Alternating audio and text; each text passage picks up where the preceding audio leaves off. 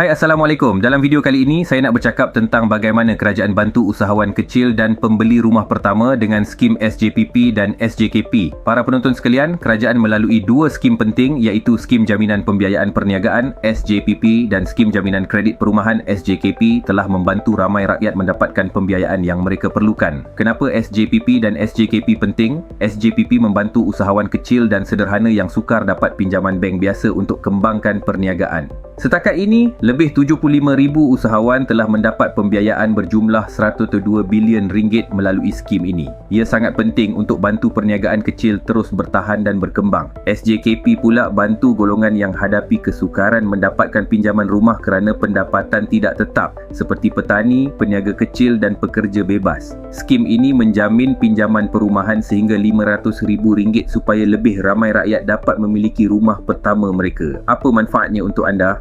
Dengan SJPP, usahawan kecil dapat modal tanpa perlu risau tentang syarat pinjaman yang ketat. Dengan SJKP, golongan berpendapatan tidak tetap boleh miliki rumah sendiri dengan lebih mudah.